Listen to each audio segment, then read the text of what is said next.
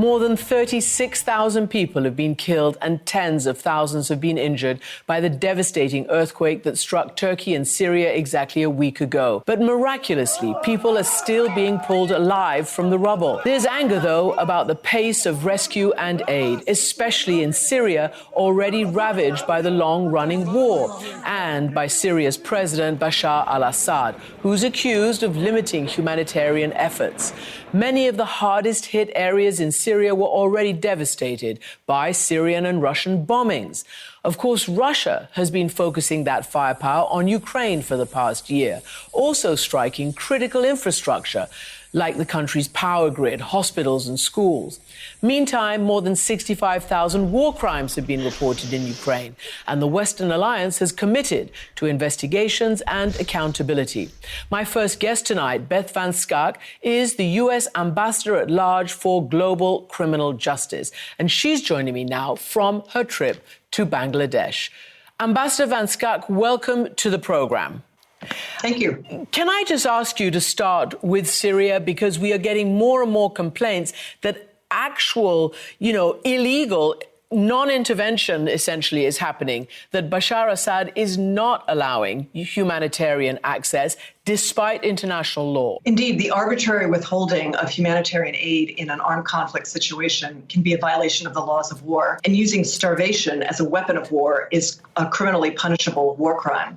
Here we have a situation in which it seems that President Assad is limiting the ability of this region to receive humanitarian aid.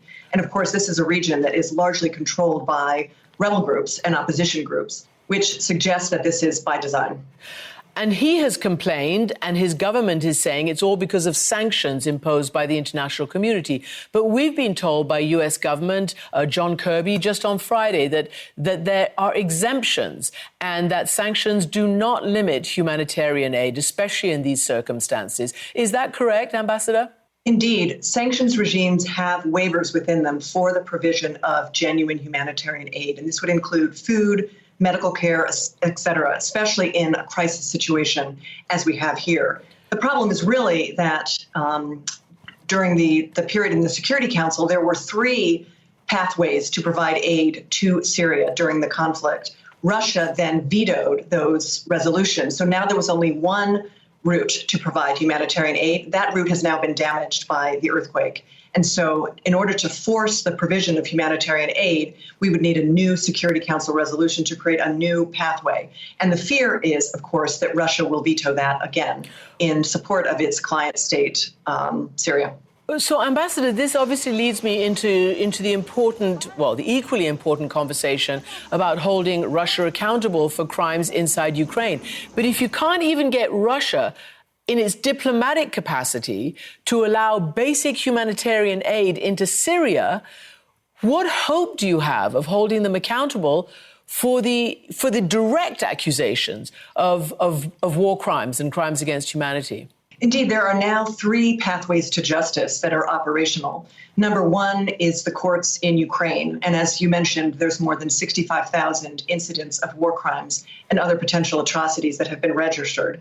The courts there are operational. There are war crimes teams. The international community, including the United States, have been funding the provision of experts who have come from the world's war crimes tribunals to assist the prosecutor general in this incredible challenge. Pathway number two is the International Criminal Court, also currently seized of this situation because Ukraine has consented to the exercise of jurisdiction.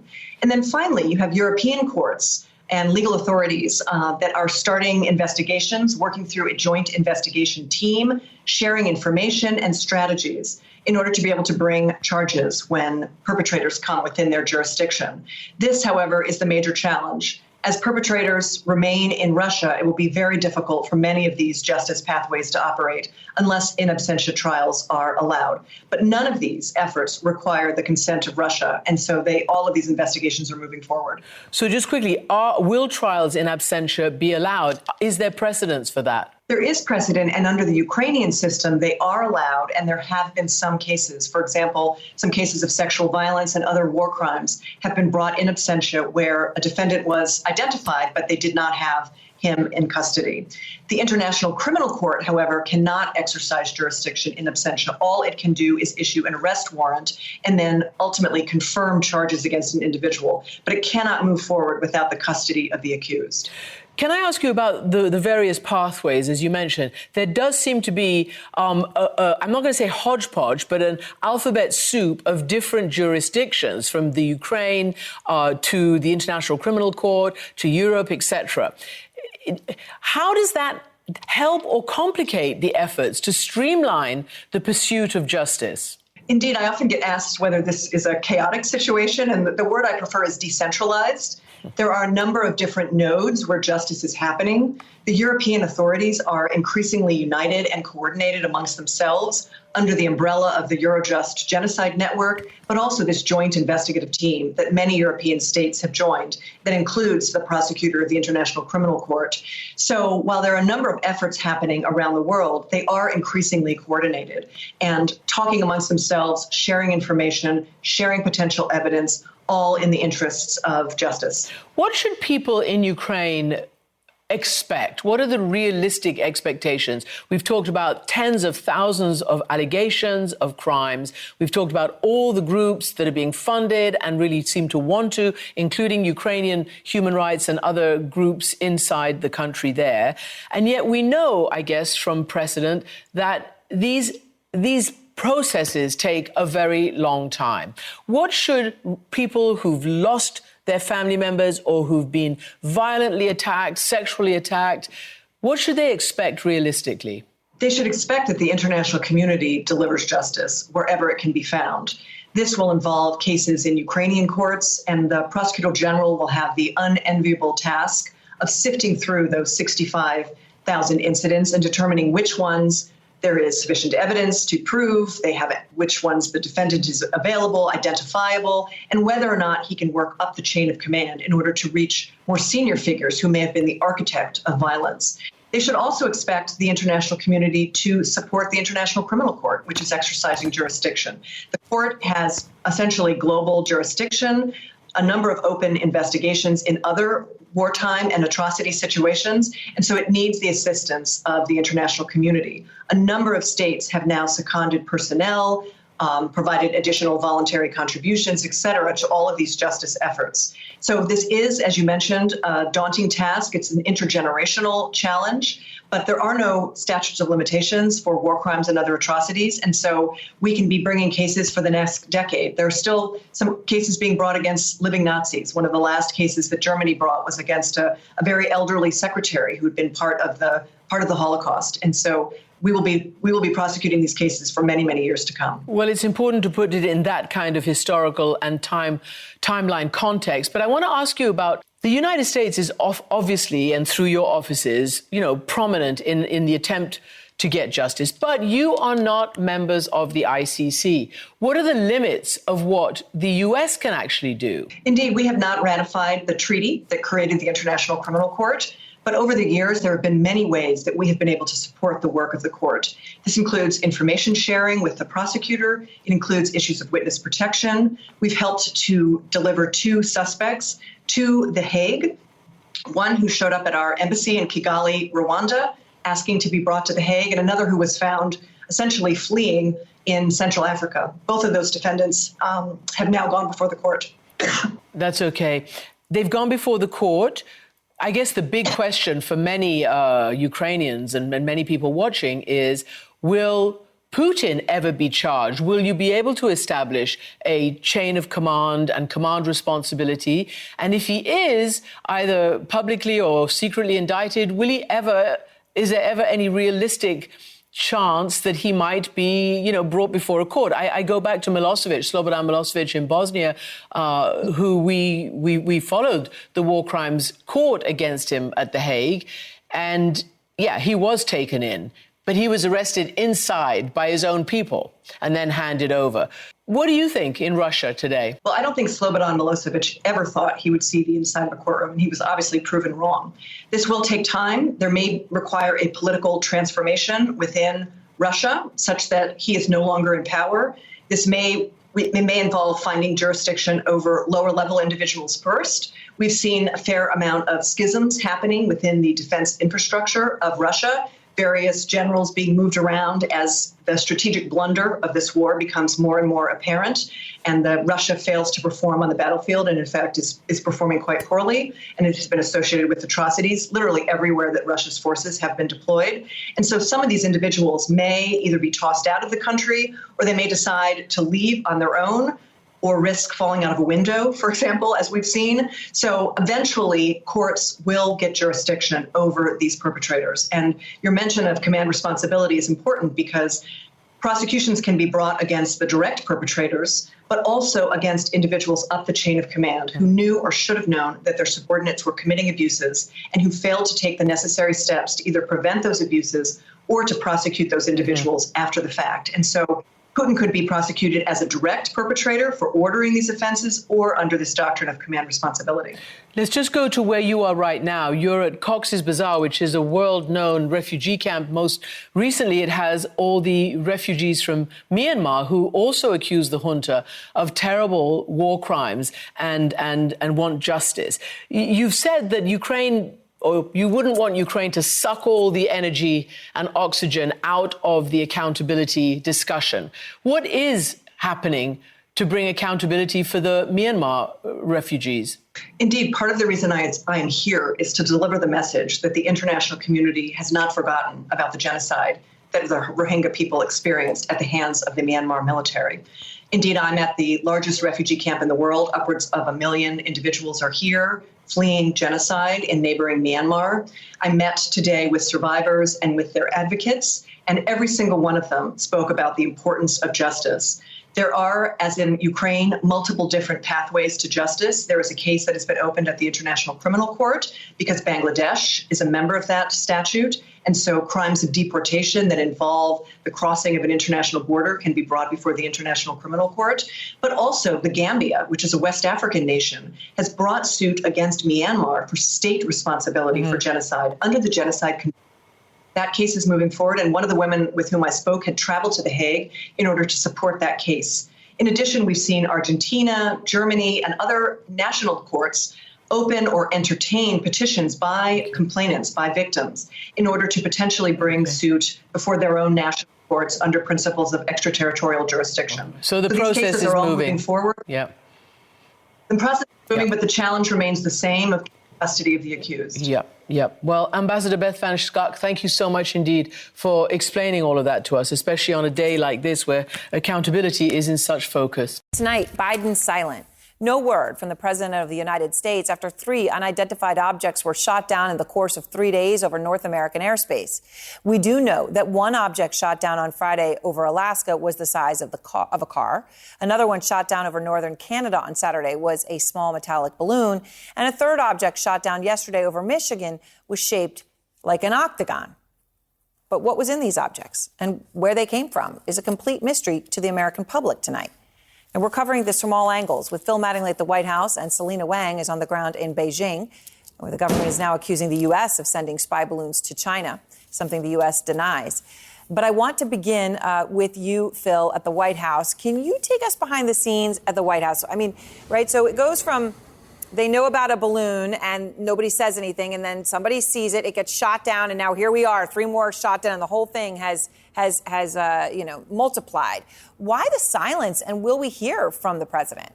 You know, it's important to note that there is no precedent here in terms of U.S. fighters taking out objects over U.S. skies. It's the first time it's ever happened, and it happened 3 times over the course of 3 days, and we still haven't heard from President Biden, despite calls not just from Republicans on Capitol Hill, but also Democratic allies saying more information is needed, the president should speak. But in talking to senior administration officials, they make clear, in part, there are so many unanswered questions that remain, not just in the public sphere, but also behind the scenes among officials themselves as they they wait for the recovery efforts to finalize, but also the effort to calibrate a response right now from the president, in the sense that the president doesn't want people to panic. And they believe that if the president comes out right now, it would make this appear to be a crisis at a level that they don't think it is at the moment. Now, that still underscores the fact that they don't know a lot about what these three objects that were shot down actually are.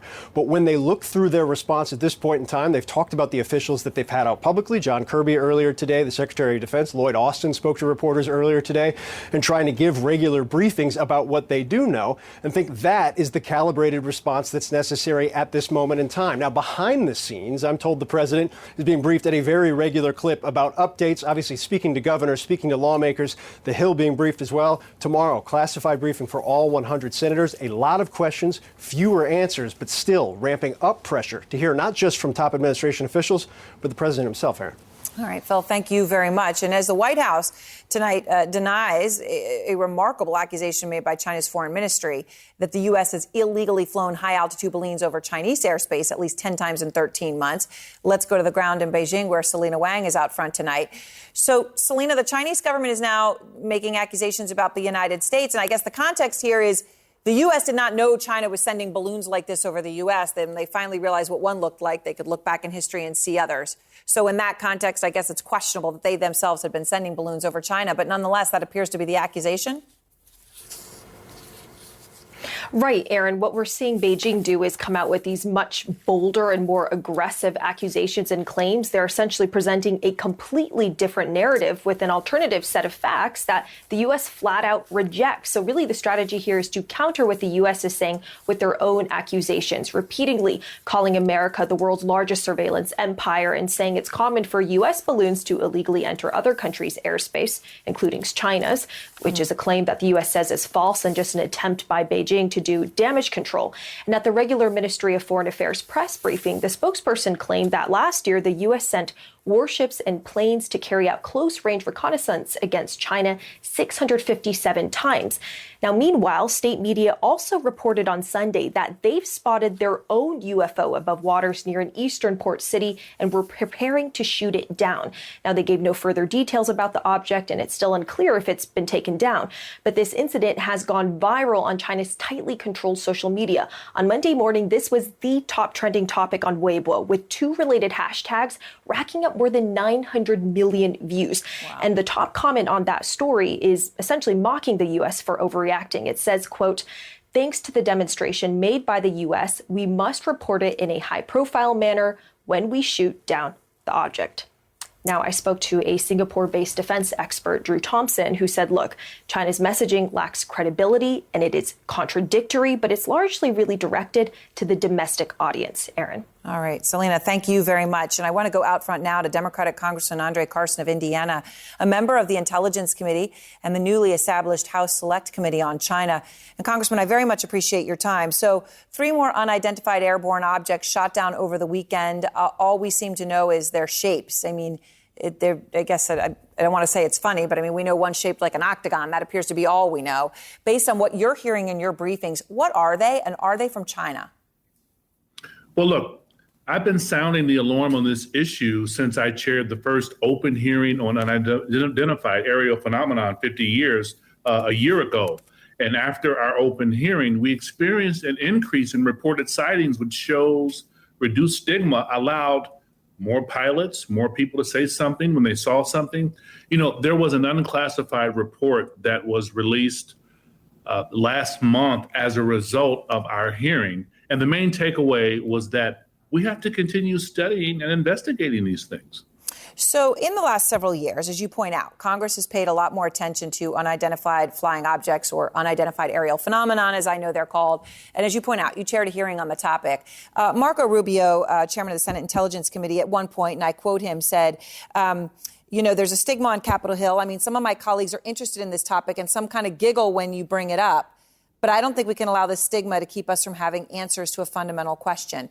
I quote him there because, Congressman, very smart, informed people have been open to the possibility that these objects were truly actually UFOs from outer space. They were open to the idea.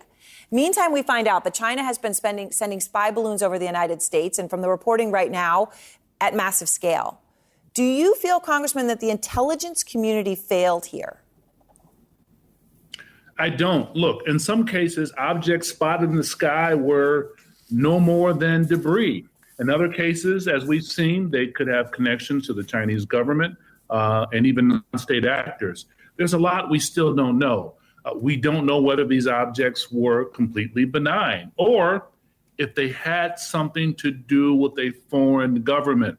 At the very least, these objects were a safety concern for pilots, but I'm confident that President Biden did the right thing and that the DOD and my colleagues will continue to look for answers. 2.5 years ago, a Senate intelligence report on UFOs said that this issue lacked attention from senior leaders. Here we are 2.5 years later, and to the American public, the only reason that we're even hearing about this and the only reason that all these things are now being shot out of the sky is because somebody saw a Chinese spy balloon that went too low. Some American citizen did, right? Does the blame here go all the way to the president? Why are we only hearing about this now? It feels like they're on their heels. Well, look, I don't want to speak out of school, but what I will say is that I do have confidence in our intelligence community with regards to this issue, and I have confidence in the Biden administration's response regarding this issue. I think that there has to be greater communication between members of the appropriate committees and the White House. I think that's a work in progress. We're getting there. But at the same time, I think we have to be very cautious and aware that our adversaries are listening in to our conversations. They're hearing what we're saying on public platforms. So I think our language has to be measured in a way that does not alert them in terms of our stratagem. All right. Well, Congressman Carson, I appreciate your time. Thank you very much. Thank you.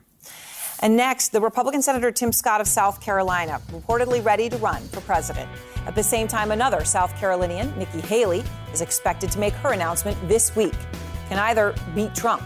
Plus, we take you inside a crowded Syrian hospital where doctors are scrambling to try to save lives, including the life of this 3-month-old who was pulled from the rubble alive.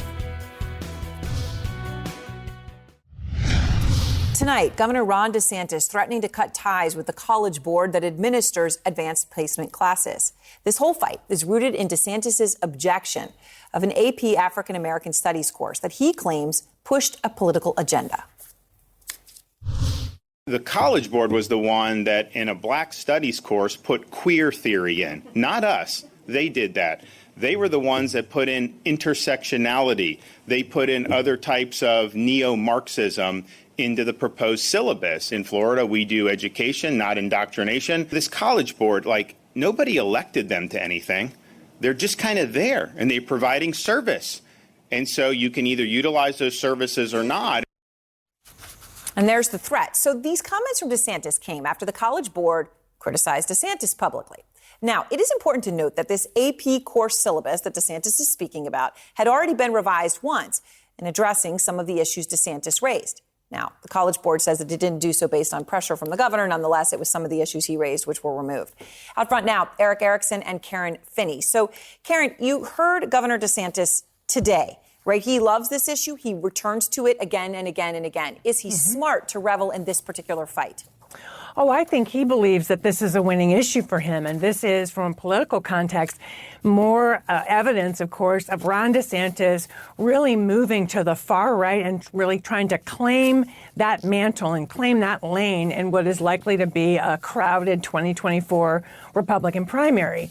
And so I'm sure we're going to hear him come back to this over and over again. He thinks it's a winning issue without thinking about the impact that it has on students in his state. So, Eric, DeSantis said today that he is confident that he's far from feeling alone this way, but that he is the only one willing to actually take up the fight. So he's not alone, but he's just the brave voice. Here's how he put it. We were just the only ones that had the backbone to stand up and do it because they call you names and they demagogue you when you do it. But look, I'm so sick of people not doing what's right because they're worried that people are going to call them names. We're doing what's right here.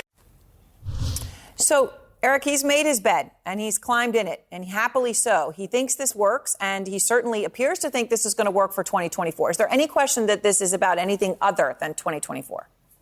I think convictionally he believes these things, but also definitely it's good politics for 2024 for DeSantis, particularly as the Republican Party aligns more with blue-collar voters who are generally skeptical of things like the College Board to begin with. It makes him look very populist, whether he is or isn't.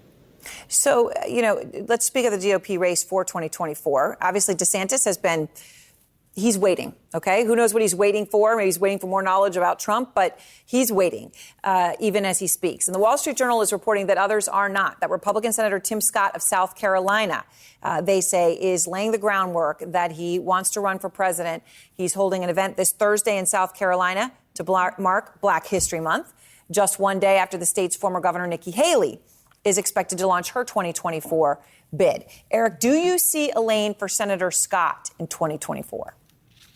I do. There is a craving among Republicans for someone who's kind of the happy warrior like he is. He has one of the most unique stories and backgrounds of a Republican. Mm-hmm. I think he carves his own lane, and it's not necessarily a lane that other candidates could have. Someone like Scott with his background, his story, the first black man as a Republican. He represented the area of South Carolina where the first shots of the Civil War were fired. He's got a story to tell. Can he get enough of a lane and enough of a constituency to rival DeSantis and Trump? That's going to be hard. Well, and Karen, also, I will just say he's holding an event Thursday in South Carolina to mark Black History Month, mm-hmm. Right? He is an African-American senator. He's from South Carolina. He talks about this. He has worked on police reform. Yes. You got him, and then you've got DeSantis going against the AP on a Black Studies class. Can Scott walk and chew gum at the same time on this in the GOP? Well, he absolutely can. I think the question is, and I think it's going to further open up the fractures that exist in the GOP, because remember, part of what Ron DeSantis and the books that have been pulled from school libraries in Florida object to is any conversation about racism. I was reading about a book about Roberto Clemente that was pulled because it mentions that he dealt with racism. Tim Scott himself has talked about his own experiences as a black man. So imagine the two of them on the stage, and one who is, essentially using the full force of the state government to decide what people can learn about and read, and another man who's trying to talk about his own lived experience. So here's what some of Senator Scott has said about Trump, the only current declared candidate in the Republican field, to our Dana Bash. Listen to this. Do you want the former president to run again? To the highest level ever. I want the same policy positions that we had before that I believe. Can somebody else do that and not somebody who makes things, in your words, difficult? Well, I hope that we will find our way back to a place where we're talking about principles and not personalities. Very hopeful, Eric. But the reality is the reality. If Trump is running, does Scott have to take this more on the head? Look, I actually think Trump views a crowded field as a good thing. So he'll ignore Scott. He'll ignore Nikki Haley for the most part, maybe a few passive slights.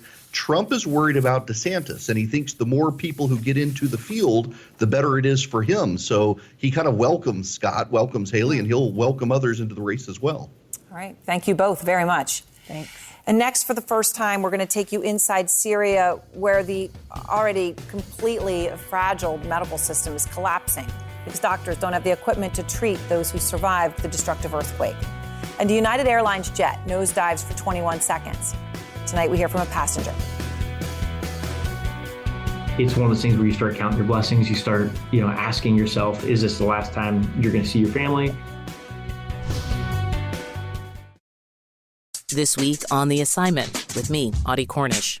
When Buffalo Bills player Damar Hamlin went into cardiac arrest during a game last month, the shock was palpable. It was the latest in a series of stories fueling an argument against the value of watching the sport. All this has led some people to say that they're done watching football. So, who are they? What about this moment is affecting how they see their favorite game? Listen to The Assignment with Audie Cornish on Spotify. Tonight, a miraculous rescue 1 week after that devastating earthquake in Turkey. This man was pulled out alive after 167 hours stuck under the rubble. It's unbelievable. You can see him hugging the rescuers who helped to free him. Amazing he even had the ability to do that after so much time. The death toll now surpassing 36,000 killed, and of course it will go higher. Humanitarian aid is only just starting to make its way into Syria, where CNN is one of only a few networks to witness the unimaginable devastation in a country so short on medical supplies, with hospitals ravaged by civil war. Jumana Karaja is there out front.